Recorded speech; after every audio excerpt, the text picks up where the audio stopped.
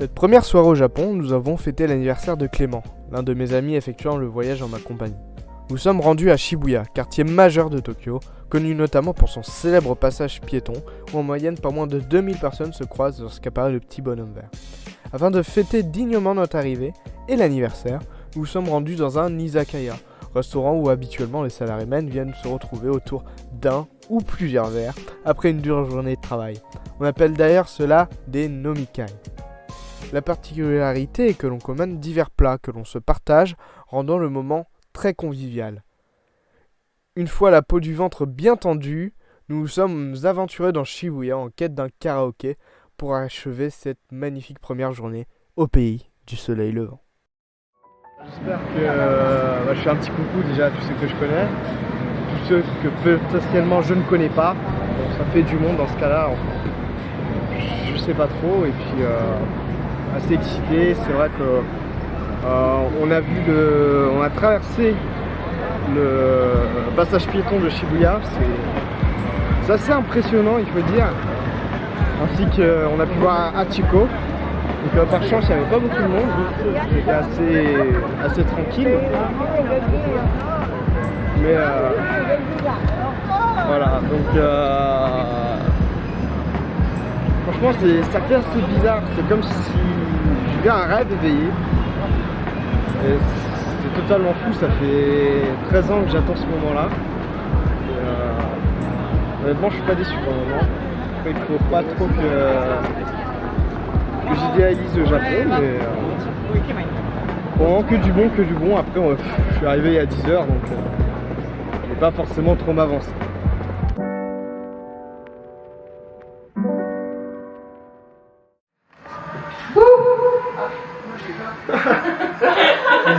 Bon bah nous voilà maintenant au karaoké, on va faire quelques chansons, on va s'amuser et puis voilà, on va tester le micro surtout. Yeah. Ok. Attends, on va faire ça. Donc T'as mis ça? Ah, y'en a qu'un? Allô, allô. C'est parti. Il y en a deux. Mais non, il marche pas le mien.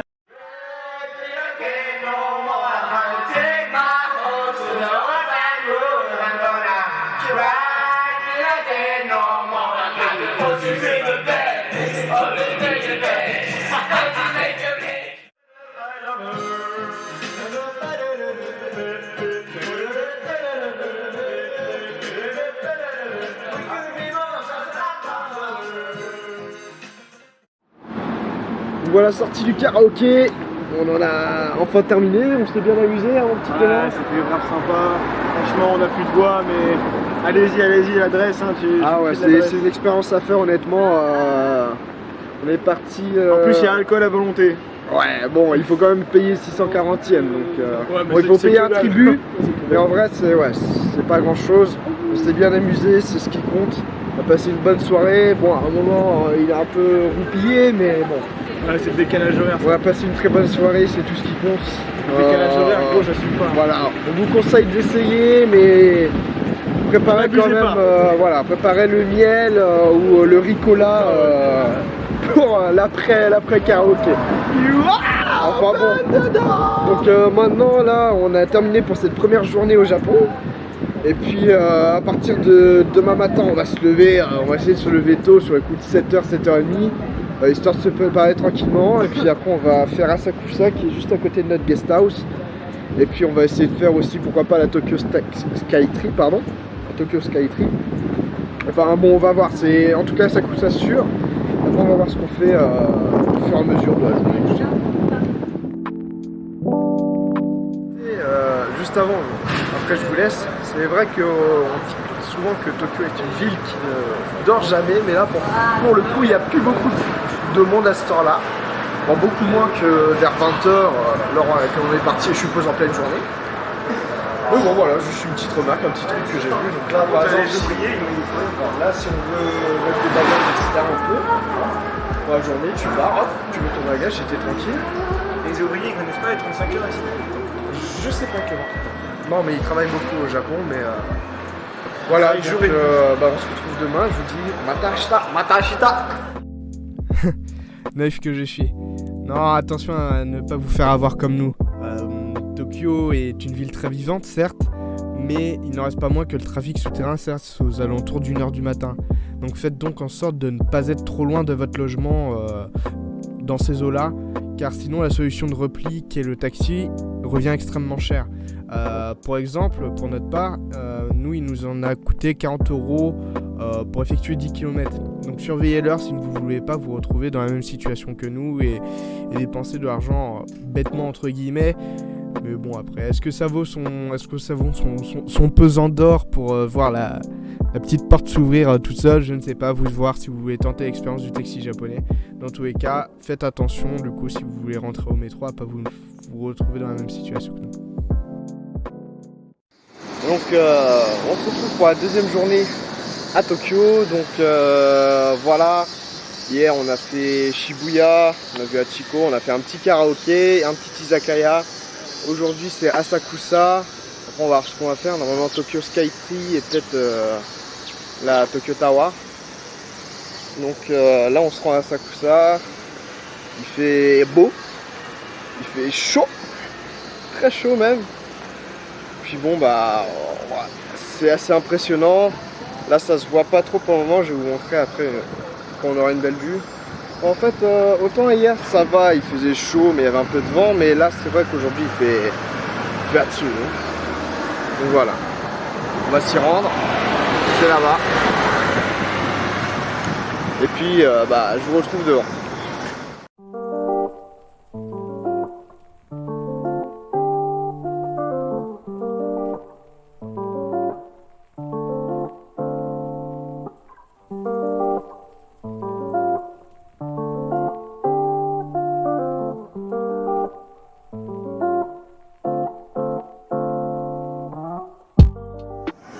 Ok, donc on se retrouve devant Asakusa.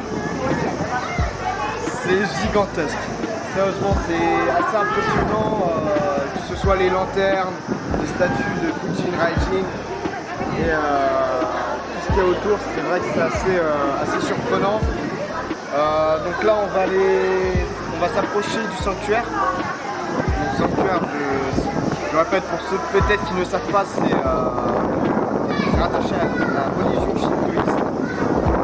Et donc en japonais ça donne Jinja. Jinja c'est sanctuaire et Otera c'est temple. La religion bouddhiste. Aïe aïe aïe aïe aïe, quelle erreur du joueur français. Alors, vous avez là le typique exemple d'un Stéphane Bern du pauvre, parce que je me suis lamentablement trompé. Effectivement, on est sur le temple d'Asakusa et non pas le sanctuaire d'Asakusa comme j'ai dit juste avant. Tout simplement parce que la terminologie est Ji, Senso Ji. C'est en fait vous avez un temple quand vous avez à la fin Ji, Tera ou Dera. Après bon ça peut peut-être avoir d'autres noms, je ne sais pas. Mais là pour le coup c'était un temple. J'ai confondu avec sanctuaire parce que bon sanctuaire c'est Jinja la terminologie. Ou Jingu, Taisha, Ogu, bref. Mais j'ai tendance à un peu confondre, donc voilà, c'est juste pour vous dire, pour vous remettre dans le contexte et corriger cette petite erreur de ma part. Là on va essayer de s'accoutumer à toutes ces traditions religieuses japonaises. Et bon, je ne vous explique pas le principe, vous avez sûrement dû déjà l'entendre dans plusieurs vidéos. Donc on va aller faire ça, je vais pas filmer à l'intérieur du temple parce qu'il me semble qu'on n'a pas le droit. Donc voilà. Regardez comment c'est impressionnant quand même, c'est vrai que c'est quelque chose, de ce que vous pouvez en face, on sent comme une petite merde, voilà. Je vous retrouve tout de suite et puis profiter un peu de cette nouvelle vie.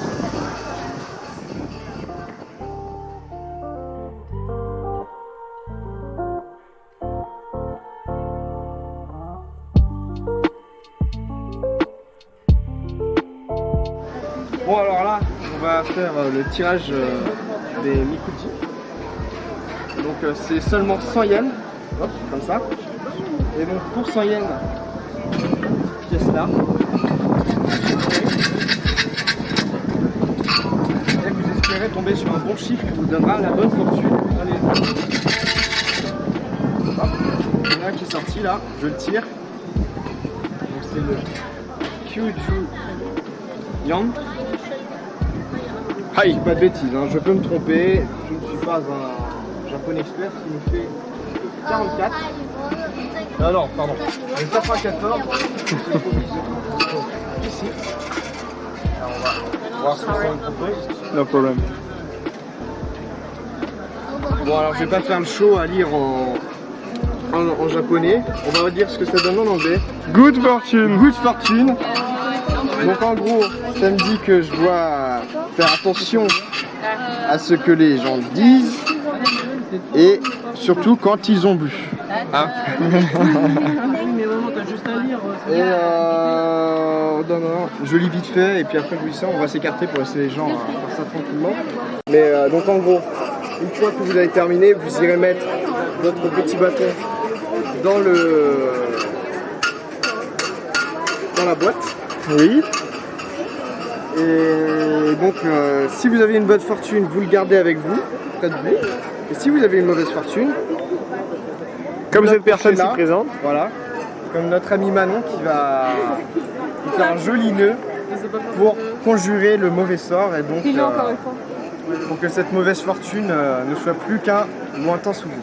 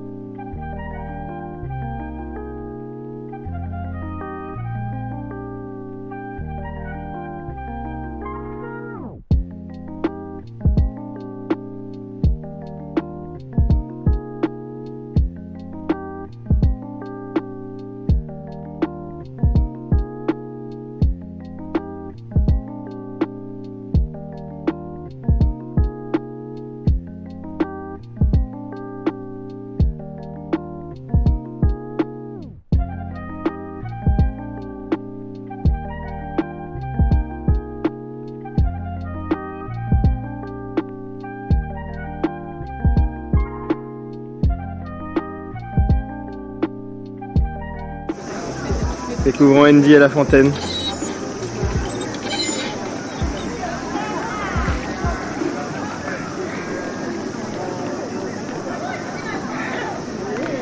Alors? Ah bah ouais, ça fait du bien.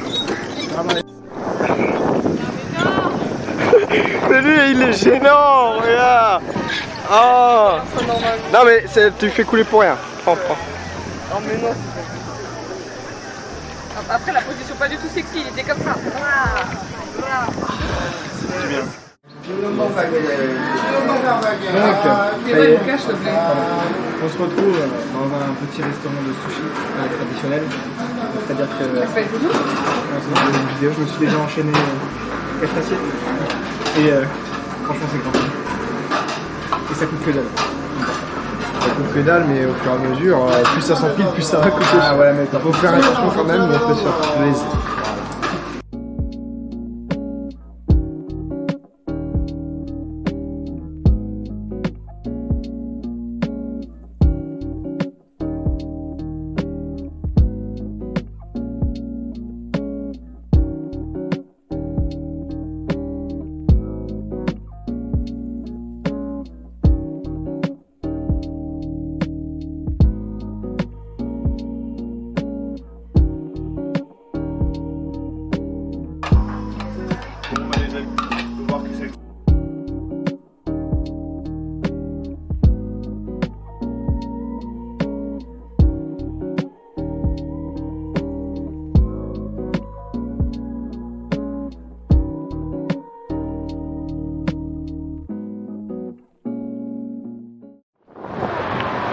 Et donc maintenant on se retrouve devant le Asabiru Hall, prononcé japonais, qui est également surnommé la grotte dorée par nos amis japonais, en raison de sa forme pour le moins subjective.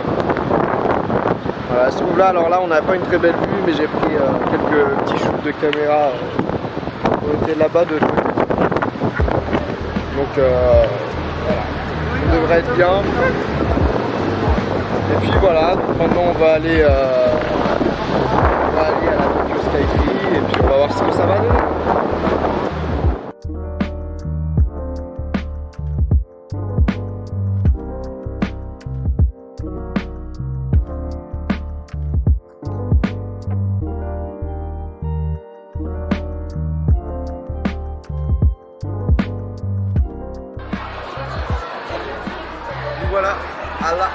Skytree, donc j'ai revêtu mon bandeau. Pourquoi? Et donc voilà, on va aller en haut de la Skytree après un bon repas de sushi qu'on a vu jusqu'avant. C'était les sushis japonais, honnêtement c'était super bon. Donc maintenant je vais vous laisser un peu admirer la vue depuis la Tokyo Skytree et c'est plutôt beau, c'est plutôt très beau. Alors j'ai réglé le micro parce qu'il y avait un petit problème, ça saturait pas mal, donc je vais voir ce que ça donne, puis je vous laisse profiter.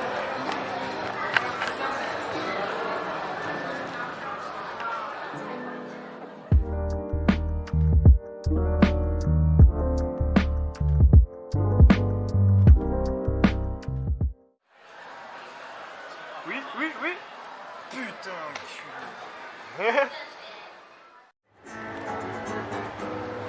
je crois qu'ils prennent les...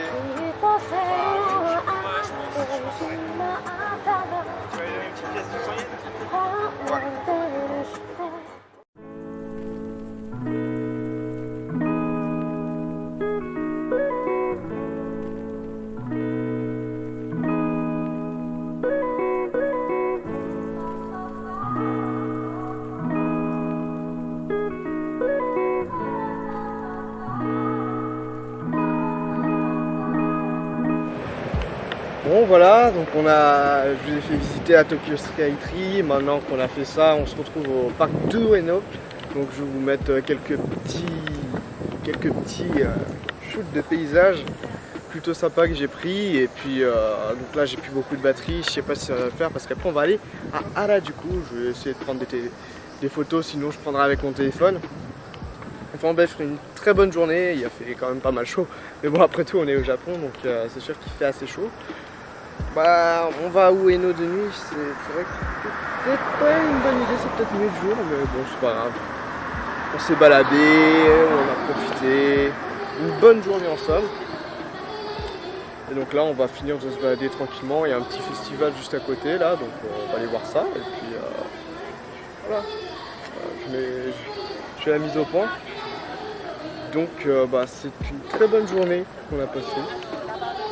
C'est vrai qu'il faut pas m'en vouloir, hein. C'est la première fois que je me confronte un petit peu à une caméra, donc j'ai pas forcément l'assurance du vlogueur, mais voilà. Ça va venir au fur et à mesure du voyage, je vais sûrement prendre de plus en plus d'assurance, pas trop non plus j'espère, mais bon voilà. Sur ce, je vous dis peut-être à tout à l'heure si j'ai assez de batterie, et puis je vais la bise. Durant notre balade dans le parc d'Ueno, on a eu la chance de tomber sur une fête de quartier organisée par des étudiants à l'occasion du Obon, la fête des morts. On y danse le Bon Odori, un ensemble de danses traditionnelles dédiées à rendre hommage à l'âme des défunts. On a donc eu la chance de pouvoir voir ces différentes danses et même d'y participer, dans une ambiance absolument incroyable comme vous allez pouvoir le voir. C'était une expérience absolument enrichissante et franchement fantastique. Je vais vous laisser tout simplement profiter de cette ambiance et vous allez pouvoir voir malheureusement que ma caméra est tombée à plat, donc je m'excuse par avance pour la qualité de l'image et possiblement du son. Sur ce, je vais vous laisser profiter de ce délicieux moment, mais n'ayez crainte, on se retrouvera très bientôt pour la suite de notre aventure au Japon.